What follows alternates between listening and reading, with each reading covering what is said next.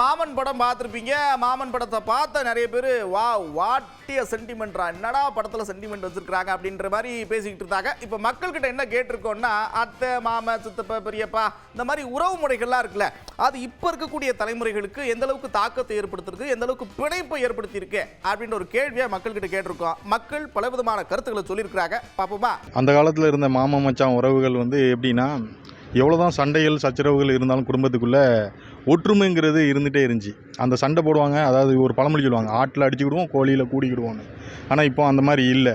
ஏன் இல்லை அப்படின்னா, நம்மளுடைய குடும்ப கட்டுப்பாடு முறை நம்மளுடைய கலாச்சாரத்தையே சீரழித்த மாதிரி என்னுடைய ஃபீலிங். என்ன அப்படின்னா, குடும்ப கட்டுப்பாடு பண்ணுறதுக்கு முன்ன ஊட்டி எங்கள் தாத்தா காலத்தில், எங்கள் பாட்டி காலத்துலலாம் கிட்டத்தட்ட 10 பேர் இருந்தோம். ஒரு வீட்டில் அண்ணன் தம்பி 10 பேர் இருந்தோம்.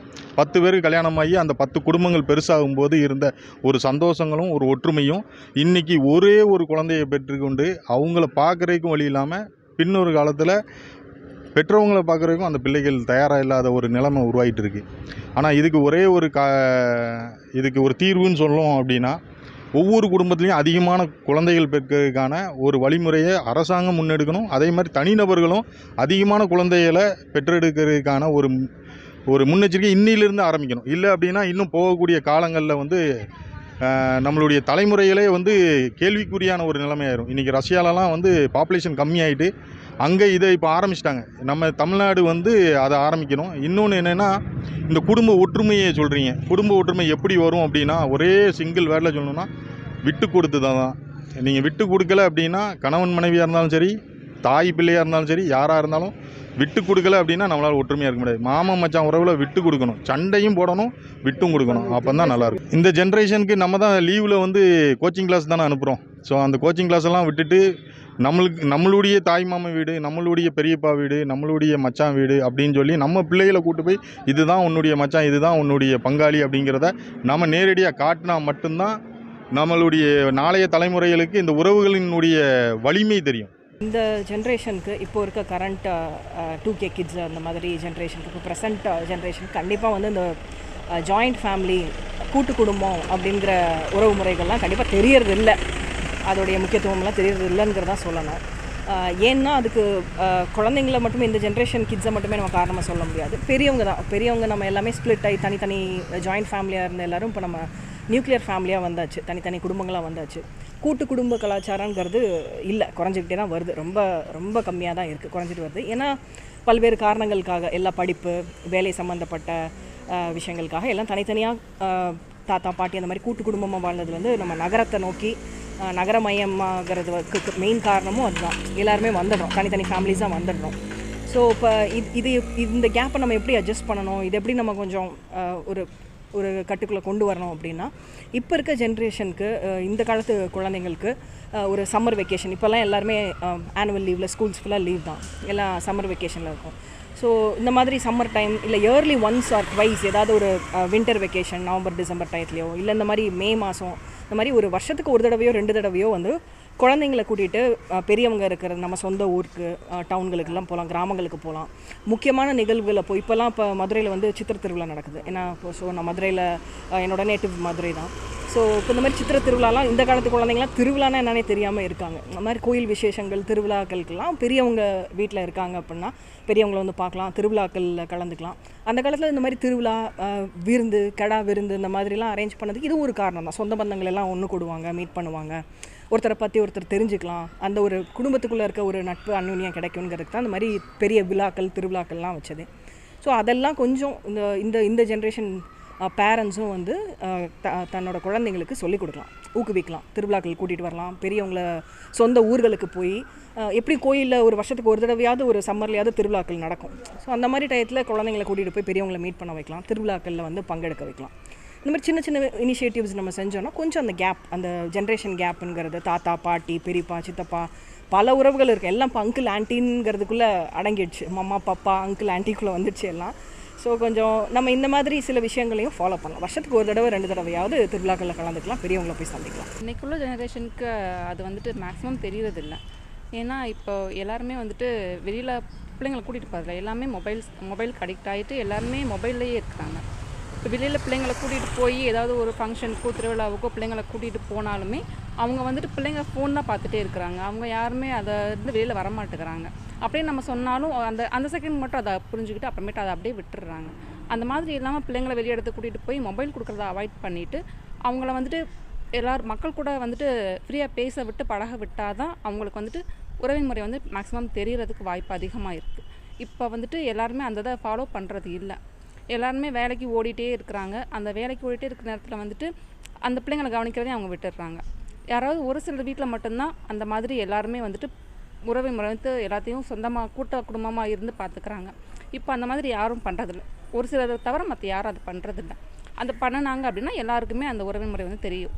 மொபைல் யூஸ் பண்ணுறதை எல்லோரும் கண்டிப்பாக குறைச்சிக்கணும். இன்னைக்குள்ளே பார்த்தீங்கன்னா கலாச்சார ரீதியாக அதை பற்றியான ஒரு விழிப்புணர்வு அவங்களுக்கு கிடையாது. அந்த அட்டாச்மெண்ட் இல்லாதனால எல்லாம் வந்து செல்லு அதுதான் உலகன்ற மாதிரி வந்து இன்றைக்கி போயிட்டுருக்காங்க. மக்கள்கிட்ட வந்து அந்த இது இல்லாதனால அந்த அன்பு பாசம் உறவுகள் மத்தியில் அந்த பிரிவினை வந்து ஏற்படுற மாதிரி ஒரு சூழல் தான் இருக்குது.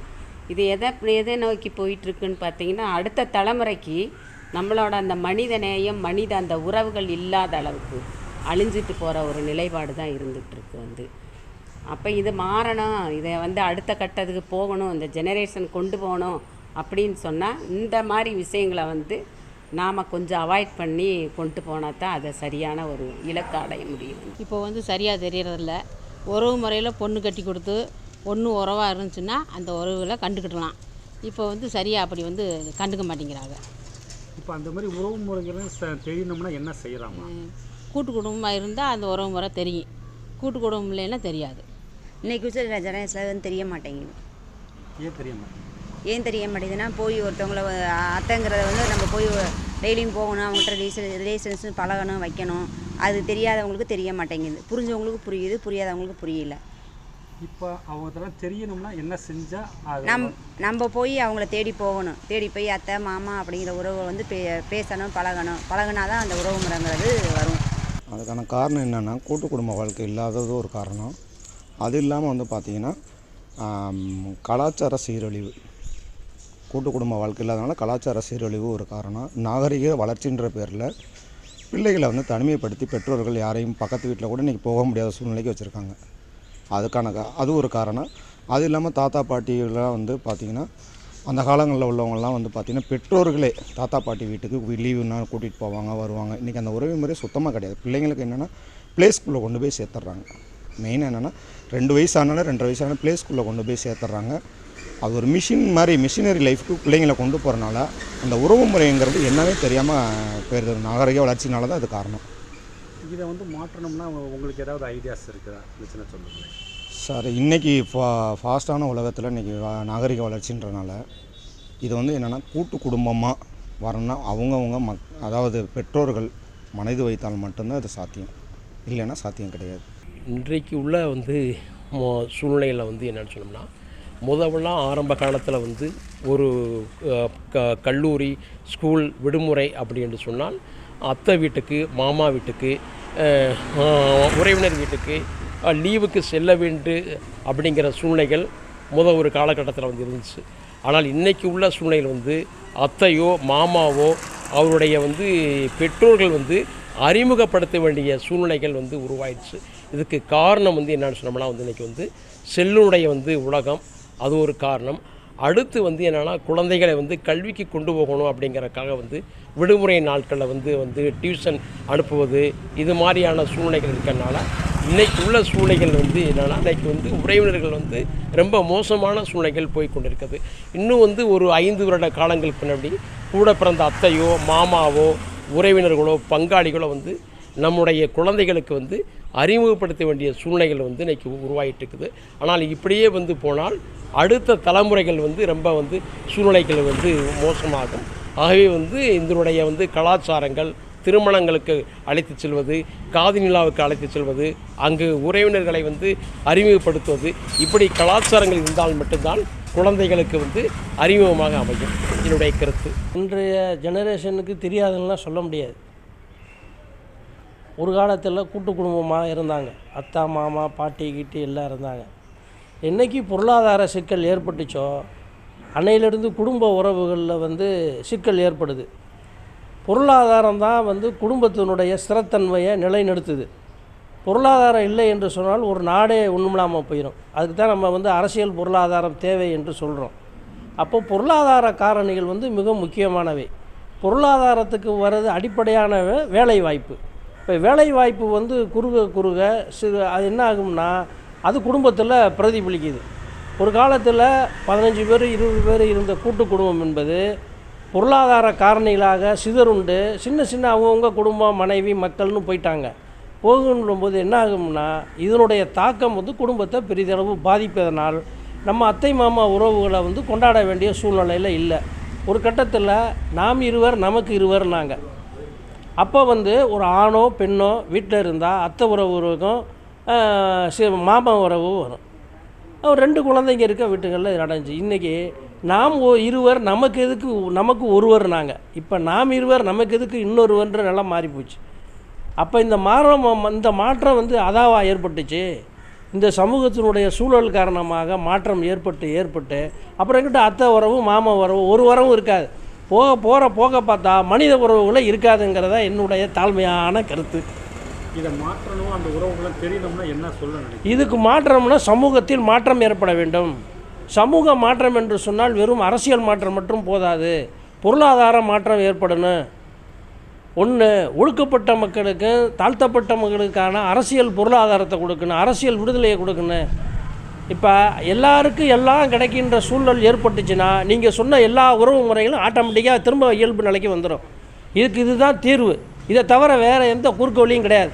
உறவுகள் குறித்து இப்போதைக்கு வந்து அப்படி ஒன்றும் பெரிய அளவுக்கான அந்த உறவுகள் வந்து இன்றைக்கு இதுவாகி போகுது. நவீனங்கள் வளர உறவுகள் வந்து இன்றைக்கு கிடையாது.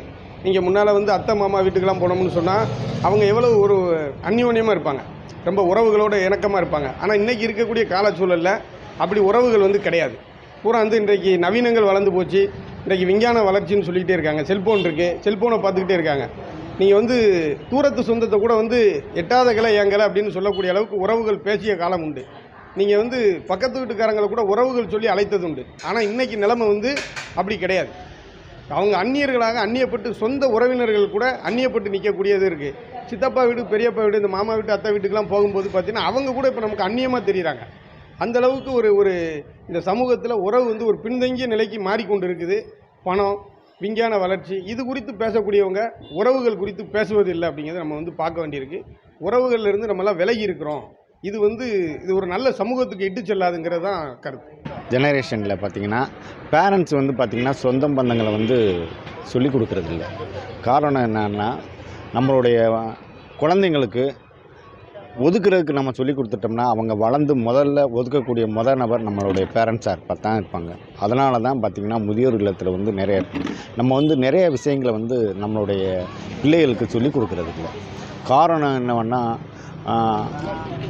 ஆணாக இருக்கட்டும் பெண்ணாக இருக்கட்டும் இருப்பாளராக இருக்கட்டும் பார்த்திங்கன்னா பொது இடங்களில் போடுற உடையது 10 வயதில் போடும் உடையது அப்படிங்கிற நிறைய விஷயங்களை நிறையா சொல்லி கொடுக்குறதில்ல. தன்மானத்துக்கும் தலக்கணத்துக்கும் உள்ள வித்தியாசங்கள் வந்து பேரண்ட்ஸ் வந்து நம்ம பிள்ளைகிட்ட சொல்லி கொடுக்கணும். ஒரு தரமான பிள்ளைகளை வளர்க்குறதுக்கு நம்ம பேரண்ட்ஸு தான் நிறைய விஷயங்களை நம்ம சொல்லிக் கொடுக்கணும். சொந்த பந்தங்க உறவுகளை விட்டு போகாமல் இருக்கணும்னா நம்ம தான் சொந்த பந்தங்களை சொல்லிக் கொடுக்கணும். இந்த உறவு இது, இந்த உறவு இது அப்படிங்கிற விஷயங்களை நல்ல விஷயங்களை நம்ம பேரண்ட்டு நம்ம பிள்ளைகளுக்கு சொல்லிக் கொடுத்தா நம்மளோட உறவுகள் நீடிக்கும். இப்போ இருக்கிற இளைய தலைமுறைலாம் பெற்றவங்க யாரும் மதிக்கிறது இல்லை, தாய் தந்தையை மதிக்கிறது இல்லை. தாய் தந்தை மதித்து வாழ்றது போன் விளையாடுறது தான் நம்மளோட முடிஞ்சு போச்சு. அவங்க மனம் போல போயிட்டு இருக்கிறாங்க பூர்வ பசங்க. சொந்தக்காரங்க வீட்டுக்கு போகிறாங்களா? சொந்தக்காரங்க வீட்டெல்லாம் யாரும் எதுவும் போகிறதில்ல, வற்புறுத்துக்காக யாரும் போகிறதில்ல. என்ன நான் சொன்னாங்க அவங்களுக்கு சொல்லிட்டு அவருக்கு போயிடுறாங்க. மாமா வீட்டுக்குலாம் போகிறாங்களா? யாரும் எந்த உணவும் வச்சுக்கிறது இல்லை. அவங்களுக்கு நீங்கள் என்ன சொல்ல விரும்புகிறீங்க? அதனால உறவு முறையில் பேடி நடக்கிறேன். உறவு முறையில் தாய் தந்தையோட மதிச்சு நடக்கிறேன், உறவு முறையில் பேடி நடக்கிறேன். அதான் கை கொடுக்குறேன். தெளிச்சு வாழ முடியாது யாராலையும். உற்றார் உறவு தாய் தம்பி அண்ணன் தம்பிங்க அக்கா தம்பிங்க அத்தை மாமா மச்சம் எல்லாத்தோட உறவு முறையாக சுமூகமாக வாழணும். இல்லை அவங்களுக்கு நீங்கள் பசங்களுக்கு எப்படி சொல்லி தருவீங்க? நாம் இப்படி தான் சொல்லித்தரோம். அவர் சொன்னாலும் யாரும் கேட்க மாட்டேங்கிறாங்க. எங்கள் பசங்களை கூட நான் தங்கச்சி அக்காவை அண்ணனை எல்லாத்தையும் மதிச்சு நடந்து நம்ம சொல்லி தான் கொடுக்குறோம். அவன் சரி செய்யறாங்க. அப்போ காலை வாங்கிட்டு போயிடுறாங்க. இந்த காலம் அதை கொடுத்து போயிடுறாங்க. எதையும் காலைல வாங்கிக்கிறது இல்லை பசங்க. இப்போ இருக்கிற குழந்தைங்களுக்கு ஓவரால் அப்பா அம்மா தாத்தா பாட்டி அவ்வளோதான் தெரியுது. மற்றபடி அடுத்த சர்க்கிள் இருக்கிறவங்கள யாரையுமே தெரில. ஏன்னா எல்லாருமே வந்து சிங்கிள் சைல்டாக இருக்கிறதுனால அடுத்த லெவல் என்ன ஏதுன்னே அவங்களுக்கு தெரிய மாட்டேங்குது. ஸோ நம்ம வெளியில் கூட்டிகிட்டு போகணும். ஏதாவது ஃபங்க்ஷன் எல்லாம் உறவு முறை எல்லாம் நம்ம தான் சொல்லிக் கொடுக்கணும். அதே மாதிரி ஸ்கூல்லேயுமே கொஞ்சம் ஸ்டடீஸில் எல்லாமே சொல்லிக் கொடுத்தா கொஞ்சம் நல்லாயிருக்கும். தெரிகிற மாதிரி தான் வளர்த்துக்கிட்டு இருக்கோம். நாங்கள் குழந்தைங்களுக்கு இன்னும் நல்லா தெரியும்னா என்ன மாதிரி செய்யணும்? கொஞ்சம் உறவுக்கு முக்கியத்துவம் கொடுத்து எல்லாத்துக்கும் போய் வந்து அது மாதிரி இருந்தால் கொஞ்சம் நல்லாயிருக்கும். ஃபங்க்ஷன்லாம் கொஞ்சம் விட்டுடாம போகிறது வர்றது அதெல்லாம் பண்ணேன். நான்லாம் கூட்டு குடும்பத்திலே தான் இருந்தேன். இப்போ என்ன கேட்டிங்கன்னா பர்சனலாக நான் என் குழந்தைக்கு எல்லா உறவையும் சொல்லி கொடுத்து தான் வளர்ந்துட்டு இருக்கேன். எல்லா உறவோடு தான் வளர்ந்துக்கிட்டு இருக்குது. அந்த உறவு கண்டிப்பாக முக்கியமாக தேவைப்படும். அத்தைங்கிற உறவுன்றதுல ஒரு பாண்ட் ரிலேஷன்ஸ் இருக்கும். அம்மாவுக்கு அடுத்தது நம்ம அத்தையாக நம்ம வச்சுருப்போம். இப்போ நான் அப்படி தான் எங்கள் அத்தையை நான் வச்சுருக்கேன், எங்கள் அம்மாவுக்கு ஈக்குவலாக வச்சுருக்கேன். ஸோ பெரியம்மா உறவு அது வேறு மாதிரி ஒரு ஃபீலிங், ஒரு இமோஷன்ஸு, ஒரு பாண்டிங்கு, மாரல் சப்போர்ட் இல்லாமல் தான் எல்லாருமே டிப்ரெஷன் ஸ்ட்ரெஸ்ஸுங்கிற வேர்டெல்லாம் இப்போ ஏன் ஜாஸ்தி ஆகிட்டு இருக்குனாக்க அவங்களுக்கு வந்து ஒரு ஆள் கிடைக்கல. யார்கிட்ட போய் நான் அதை பேசலாம்? இப்போ ஃபினான்ஷியலாக எல்லாருமே அவங்கவுங்கள பார்த்துக்கிறாங்க. பட் மாரலாக வெளியில் சொல்கிறவே ரொம்ப யோசிக்கிறாங்க. ஏன்னா அந்த ரிலேட்டிவ் சர்க்கிளை இது ஏன் சர்க்கிள், இது ஏன் உலகன்றதை அதை எடுத்துக்காத காரணத்தினால தான் அந்த ஸ்ட்ரெஸ்ஸுங்கிற வார்த்தைக்குள்ளேயே உள்ளே போகிறாங்க. முன்னாடி அப்படி கிடையாது. ஒரு குடும்பத்தில் ஒரு பிரச்சனை இருக்குன்னா அத்தையை கூப்பிட்றா, மாமனை கூப்பிட்றா, அவன் வந்து பார்த்துக்குவான், அதை சித்தப்பனை கூப்பிட அவன் வந்து பார்த்துக்குவான் அப்படிம்பாங்க. இப்போது அத்தை சித்தப்பாங்கிற உறவெல்லாம் நம்ம தள்ளி வைக்கிறதுனால தான் அவங்கக்கிட்டேயே அதை சொல்லக்கூடாது அந்த பிரச்சனையை அப்படின்ற ஒரு சுச்சுவேஷன்ஸில் இருக்கிறோம். ஸோ அதனால் இந்த உறவு கண்டிப்பாக முக்கியம். எல்லா உறவும் தேவைப்படும். ஒவ்வொரு உறவுக்கும் ஒரு அழகு இருக்குது, ஒரு அன்பு இருக்குது, ஒரு அரவணைப்பு இருக்குது. அதனால் அது தேவைப்படுது. உறவுகள் வந்து குழந்தைங்களுக்கு எதுவுமே தெரியல சார். நம்ம என்ன பண்ணணும் அப்படின்னா வீட்டுக்கு குழந்தைங்கள லீவ்லலாம் அழைச்சிட்டு போகணும். ஃபங்க்ஷனு ஏதாவது ஒரு முக்கியமான ஃபங்க்ஷனுக்கெல்லாம் குழந்தைங்களெல்லாம் கூட்டிகிட்டு போயிட்டு அவங்களுக்கு வந்து அறிமுகப்படுத்தணும். அப்புறம் பேரண்ட்ஸ் வந்து என்ன பண்ணணும், மற்றவங்களோட பழகிறதுக்கு ஒரு வாய்ப்பை ஏற்படுத்தி கொடுக்கணும் குழந்தைங்களுக்கு. ஸ்கூலு அது இல்லாமல் வீடு அப்படின்னு இல்லாமல் பொது இடங்களுக்கு நிறைய இடங்களுக்கு அழைச்சிட்டு போகணும். இப்போ உள்ள தலைமுறைக்கு வந்து நம்ம உறவு முறை எதுவுமே தெரிய மாட்டேக்கு. ஏன்னா நம்ம ஒரு லீவ் விட்டாலுமே நம்ம எங்கே வெக்கேஷன் போவோம், இல்லைன்னா அந்த செல்லில் உட்காந்துடுறாங்க. அதனால் யாருக்கும் அத்தைங்கிறது பொதுவாக எல்லாத்துக்கும் ஆன்ட்டின்னு அப்படி ஒரு பேரை வச்சு கூப்பிட்றாங்க. அது மட்டும் இல்லாமல் நம்ம எப்படி நம்ம உறவு முறையை தெரிஞ்சுக்க வைக்கணும் அப்படின்னா, லீவு நாளில் நம்ம சொந்தக்காரங்க வீட்டுக்கு கூட்டிகிட்டு போகணும். நம்ம இவங்க யாருனாலும் உறவுமுறை வீட்டுக்கு போகும்போது இவங்க அத்தை இவங்க மாமான்னு சொல்லி கொடுக்குறது. எங்கேயும் குடும்பத்தோட கோவிலுக்கு ஒரு சுற்றுலாவுக்கு போகணும். வாரத்துக்கு ஒரு தடவைனாலும் நம்ம பாட்டி வீட்டுக்கு போகணும், நம்ம அத்தை வீட்டுக்கு போகணும். நம்ம இவங்க மாமானா எந்த வழியும் இல்லை மாமா, அந்த மாதிரி ஒவ்வொரு உறவு முறையும் சொல்லி கொடுத்தா பிள்ளைய வந்து நம்ம அடுத்து எப்படி கூப்பிடணும், அத்தை மாமா பாட்டின்னு சொல்லி கூப்பிடுவாங்க. வர்றாங்க, எல்லாருமே போகிறாங்க. யாரும் வராது போகாது இருக்கிறது இல்லை. நம்ம எப்படி சும்மா போய் சொல்கிறது? எல்லாம் வர்றாங்க போகிறாங்க. நம்ம தாய் புள்ள வர்றாங்க போகிறாங்க. எல்லாமே நல்லபடியாக இருக்கிறோம். இல்லைக்கா, இப்போ போவாத ஒரு சில பேருக்கு போவாத இருக்காங்க, சில பசங்களாம் தெரிய மாட்டேங்குது. அதுக்கு என்ன பண்ணணும்? இல்லை எந்த பசங்களும் துளுண்டு பசங்க 5 வயசு பையனுக்கே தெரியுது. ஆயா அம்மாயி அப்படின்னு எல்லாம் வர்றாங்க போகிறாங்க. எந்த மாற்றமும் கிடையாது. நல்லா போகணுமா? என்ன பண்ணணும்? அவங்க ஃபேமிலி கூட்டிகிட்டு போகணுமா? இல்லை அதெல்லாம் எங்கேயும் கூட்டு போக வேண்டியது இல்லை. எல்லாம் வர்றாங்க போகிறாங்க. நல்லதுக்கு இடத்துக்கு எல்லாமே போகிறோம் வர்றோம். எந்த பிரச்சனையும் கிடையாது. நம்ம எப்படி சும்மா போய் சொல்றது? இப்போ இருக்கிற தலைமுறைக்கு பார்த்தீங்கன்னா கண்டிப்பாக தெரியறதே இல்லை. ஏன்னா எல்லாரும் பார்த்தீங்கன்னா அவங்க வந்து இந்த செல்ஃபோனை கையில் கொடுத்துட்டு அந்த கம்ப்யூட்டர் யுகத்தில் இருக்கிறதுனால வர்றாங்க, ஸ்கூலுக்கு போகிறாங்க, மறுபடியும் வர்றாங்க, அந்த செல்லை பார்க்குறாங்க, அப்படியே இது ஆயிடுது. இவங்க பேரண்ட்ஸ்லாம் என்ன பண்ணுன்னா குழந்தைங்க கிட்ட இப்போ தாத்தா பாட்டி கூட்டு குடும்பமாக முடிஞ்ச அளவு கூட்டு குடும்பமாக இருங்க. கூட்டு குடும்பம் இல்லாத குடும்பம் பார்த்தீங்கன்னா எப்பவுமே ஒரு வயசானவங்க வீட்டில் தாத்தா பாட்டி இருக்கணும். அதே மாதிரி அவங்க இருந்தான்னு வச்சுக்கோங்க, பாரு இவங்க உனக்கு அத்தை, இவங்க உனக்கு மாமா, இவங்க உனக்கு சித்தி, இவங்க உனக்கு சித்தப்பா, இவங்க உனக்கு பெரியப்பா, இவங்க உனக்கு பெரியம்மா, இவங்க பங்காளி வீடு, இவங்க ஒண்ணு விட்டு சித்தப்பா, இப்படி தூரத்து உறவு பக்கத்து உறவு மாமன் மச்சன் சொல்லிட்டு பாத்தீங்கன்னா ஒரு சங்கிலி தொடர் மாதிரி தொடர்ந்து வரும். அப்படியாப்பட்ட உறவு இருக்கிற கூட்டத்துல இவங்க குழந்தைங்க எல்லாம் பாத்தீங்கன்னா தனியா இப்பெல்லாம் வந்து ஒன்னோட ஒண்ணு. அப்பெல்லாம் தாத்தா பாத்தீங்கன்னா டஜன் கணக்குல, எங்க தாத்தாலாம் கூட பாத்தீங்கன்னா டஜன் கணக்குல இருந்தாங்க. ஆனா இப்பெல்லாம் வந்து ஒன்னே ஒண்ணு கண்ணே கண்ணுன்னு சொல்லிட்டு இருக்கிறாங்க. இருங்க வேண்டாங்கல. ஆனா எல்லாருடைய உறவு முறைங்கிறது வந்து பாத்தீங்கன்னா பணம் காசெல்லாம் வரும் போகும். ஆனா சொந்தங்கிறது நம்மள என்னைக்குமே வந்து விட்டு போகாது. ஒரு நல்லது கெட்டது எல்லாத்துக்கும் பாத்தீங்கன்னா சபையே நிறைஞ்சு இருக்குன்னா அதுக்கு சொந்த பந்தம் முக்கியம். சொந்த பந்தத்தோட அருமை தெரியாதவங்க அந்த அனாதை குழந்தைங்களா இருக்காங்க பாருங்க, அவங்க கிட்ட போய் கேட்டு பாருங்க. அதனால தயவு செஞ்சு குழந்தைங்கிட்ட வந்து எல்லா உறவையும் நீங்க வந்து சொல்லி கொடுங்க. லீவு நாளைக்கு ஒவ்வொருத்தர் வீட்டுக்கு ஒவ்வொரு உறவு முறை வீட்டுக்கும் கூட்டிக்கிட்டு போங்க. இல்ல நீங்க கூட்டிக்கிட்டே போலனாலும் இப்பதான் வீடியோவுல இது பண்றாங்க. அப்படியாவது நீங்க பேசி வெளியூர்ல லண்டன் இருப்பாங்க, இல்ல உள்ளூர்ல இருப்பாங்க. முடிஞ்ச அளவு நீங்க போங்க. போக முடியாதவங்க போகாத பட்சத்துல வீடியோ கான்ஃபரன்ஸ் காமிச்சு பாரு, இவங்க உனக்கு சித்தி, இவங்க உனக்கு அத்தை, இவங்க இந்த உறவை சொல்லி சொல்லி குழந்தைங்களுக்கு நீங்க வளருங்க. குழந்தைங்க வந்து தனி மரமா ஆக்காதீங்க. எப்பவுமே தனிச்சு இருக்கிறவங்களுக்கு தான் அந்த இது தெரியும், கஷ்டம் தெரியும். கூட்டு குடும்பங்கிறது ரொம்ப உயர்ந்ததுங்க. அதனால முடிஞ்ச அளவு எல்லாருமே கல்யாணமே ஆனாலும் தனி குடும்பம் போவாதீங்க. கூட்டு குடும்பமா இருங்க. எல்லாருமே ஒற்றுமையா இருங்க. பாத்தீங்கன்னா சொந்த பந்தங்கிறது பேரன் பேத்தி, கொள்ளு பேத்தி, எள்ளு பேத்தி, ஒரு ஜெனரேஷன் பாத்தீங்கன்னா 7 தலைமுறை வரும். அதாவது தாத்தா, பாட்டி, அப்புறம் கொள்ளு பேரன், கொள்ளு பேத்தி, அந்த முப்பாட்டன், இப்படி எல்லாம் பாத்தீங்க எள்ளு பாட்டன், இப்படி எவ்வளவோ 7 தலைமுறை இருக்குது. அந்த 7 தலைமுறையில நீங்க வரிசையா ஒவ்வொருத்தர் இன்னாருடைய பேத்தி, நான் இன்னாரு அப்படின்னு சொல்லி சொல்லி பாருங்க. நல்லாவே இருக்கும். நீங்க குழந்தைங்கிட்ட வந்து அறிமுகம் நானே பாத்தீங்கன்னா நான் யாரு வந்தாலும் நான் யாரு, எங்க தாத்தா யாரு, எங்க அப்பா யாரு அப்படின்னு நான் வரவங்கிட்ட நான் சொல்லிட்டு இருப்பேன். அதே மாதிரி நீங்களும் வந்து உங்க குழந்தைங்களுக்கு கண்டிப்பா சொல்லி கொடுத்துக்கிட்டு இருங்க. இப்போ என்னன்னா எங்கள் அண்ணன் கூட சவுதியிலலாம் இருக்கான்.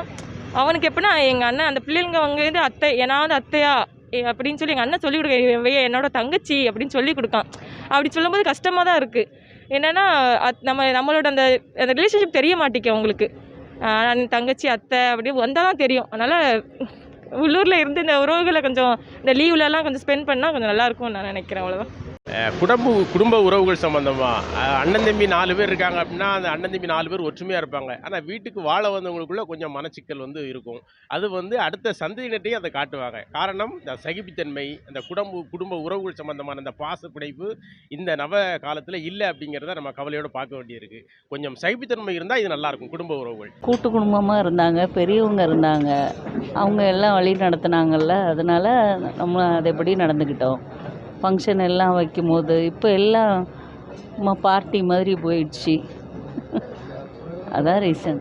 திருப்பியும் அதே மாதிரி எல்லா ஃபங்க்ஷனுக்கு ஒரு பிறந்த நாளோ கல்யாண நாளோ எல்லோரும் சேர்ந்து வரணும். குடும்ப உறவுக்கு முக்கியத்துவம் கொடுத்து வரணும். அதுதான் வந்து கலந்துக்கிட்டால் அந்த உறவெல்லாம் நல்லா எல்லோரும் பேசி பழகி நல்லபடி உறவோடு இருக்கலாம். அவ்வளோதான்.